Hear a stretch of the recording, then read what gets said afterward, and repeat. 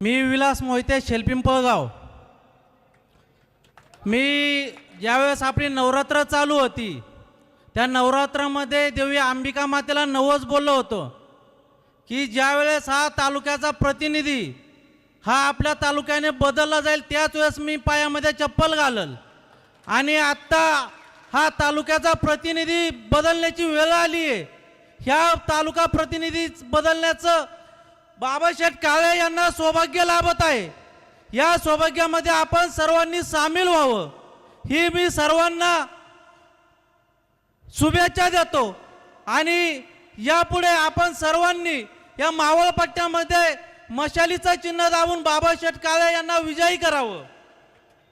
झालेल्या याच्यामध्ये मी आपलं सांगू इच्छितो की आमच्या ज्यावेळेस मी ठेकेदार किंवा एक शेतकरी म्हणून मी काम करत होतो याच्यामध्ये त्यांनी मला खूप प्रमाणामध्ये मोठा त्रास दिला।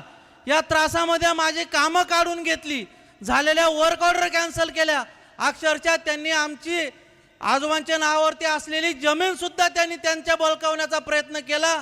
आणि अक्षरशः आम्हाला वडिलांना किंवा चुलत्यांना अक्षरशः 30-30 गुंठे असणारी जमीन सुद्धा त्यांनी काढून घेण्याचा प्रयत्न केला।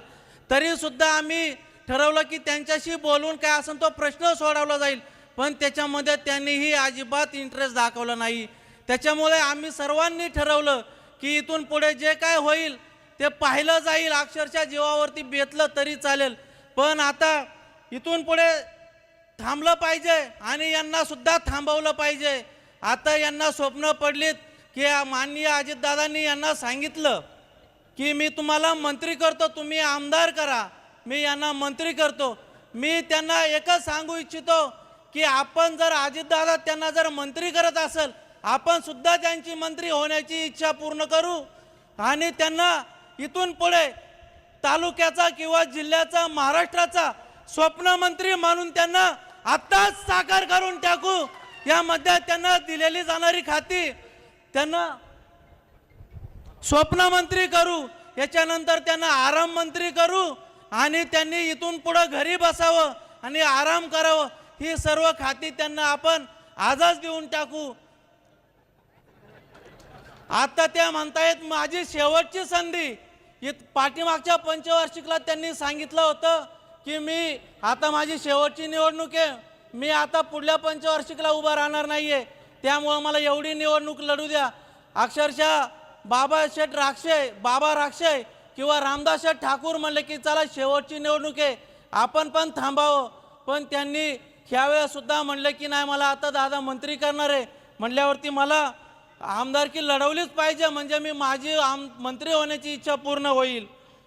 त्यामुळे त्यांनी जर मला पाठीमागे एका मित्राच्या साहाय्याने निरोप दिला की मी आता तुला 10 ते 15 वर्ष चप्पल घालावं लागेल, तशीच ठेवावं लागेल। जर ते म्हणतात आत्ता सुद्धा ते म्हणतात की माझी शेवटची निवडणूक आहे, मला मंत्री होऊ द्या, मी पूर्णतः राजकारणामध्ये थांबल, पण ते जर एका अर्थाने निरोप देतात की 10-15 वर्ष विना चपलाचं राहावं लागेल, यामध्ये त्यांना असं दिसतंय की मी आता जरी मंत्री झालो तरी 10 ते 15 वर्ष मी थांबत नाही। म्हणजे हा तालुक्याचा जो विकास आहे थांबलेला, हा आणखी 10-15 वर्ष जर थांबवायचा असेल तर त्यांना आमदार करा। जर विकासाचा गाडा जर पुढे न्यायचा असेल तर बाबाशेठ काळे यांना आमदार करून आता आपल्या पुण्यामध्ये बाबाशेठ एकटे असे आहे की ते शिवसेनेचे आमदार तिकड्यावरती आमदार होणार आहेत। त्यांच्या रूपाने आपल्याला पुणे जिल्ह्याला सुद्धा मंत्रिपदाची धुरा सांभाळता येईल। त्यामुळे आता हा रखडलेला गाडा थांबून बाबाशेठ काळे यांना मंत्रिपद आपण देऊ शकतो। त्यामुळे आपण इथून पुढे बाबाशेठ काळे यांच्या पाठीमागे उभं राहणं हे गरजेचं आहे।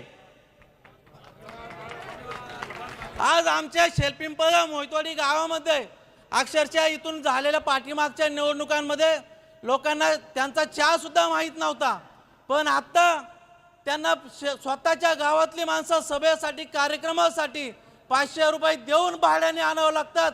यामध्येच त्यांचा पराभव झालाय। आमच्या शेलपिंपळगावमध्ये लोक सुद्धा त्यांच्या कार्यक्रमाला पैसे घेतल्याशिवाय जात नाहीत। त्यामुळे त्यांनी इथूनच ओळखावं की आत्ताच आपला गावातनं पराभव झालाय म्हटल्यावरती आपण तालुक्यामध्ये सुद्धा पराभव हा स्वीकारावा लागलाय हा हे सुद्धा त्यांनी मान्य केलं. त्यांनी एका प्रेसमध्ये सुद्धा सांगितलं माझ्या गावामध्ये सुद्धा मी मायनसमध्ये असू शकतो, तुम्ही बेसावध राहू नका. त्यामुळे त्यांना कळालं आपलं गाव सुद्धा मायनसमध्ये राहील. त्यामुळे आता सुद्धा महापट्ट्यामध्ये लोकांना मी विनंती करतो, जर स्वतःच्या गावामध्ये जर मतदान होणार नसेल तर आपण लक्षात घ्या की आपल्या गावामध्ये सुद्धा त्यांना मायनसमध्ये आणावं लागेल आणि बाबा शेठ यांना विजय करावा लागेल. त्यांनी ज्या वेळेस स्वतःच्या कॉलेजचं नाव सर सेनापती हंबीरराव ठेवलं त्यावेळेस त्यांनी हा विचार करायला पाहिजे होता. ज्यावेळेस आपल्या स्वतःच्या वाच्याला सर सेनापतींनी राजा होण्यासाठी थांबवलं होतं, त्यांनी त्यावेळेस सुद्धा स्वराज्याची बाजू घेत आपल्या दुसऱ्या वाच्याला छत्रपती संभाजी महाराजांना जर त्यांनी राजा केलं होतं तर त्यांना स्वतःच्या कॉलेजचं नाव सुद्धा कॉलेजला सुद्धा नाव त्यांनी टाकायला नको होतं. यामध्ये सुद्धा त्यांना विजयसिंह मोहिते पाटलांनी त्यांना सांगितलं होतं की तुम्ही या कॉलेजला त्यांचं नाव देऊ नका. पण त्यावेळेस सुद्धा ते म्हणले की ना मी सर सेनापतींचा वंशज आहे, त्यामध्ये सुद्धा मला हे करू द्या. त्यावेळेस त्यांनी विजयसिंह मोहिते पाटलांना सुद्धा त्या कार्यक्रमाला बोलवलं होतं. तरी मी आपली सर्वांची रजा घेतो, पण तुम्हाला एकच सांगतो की बाबाजी शेठ काळे यांना प्रचंड बहुमताने विजय करा व पुण्याला मंत्रिपदाची धुरा मिळणार आहे याच्यामध्ये तुमचा हात राहू द्या. जय हिंद, जय महाराष्ट्र.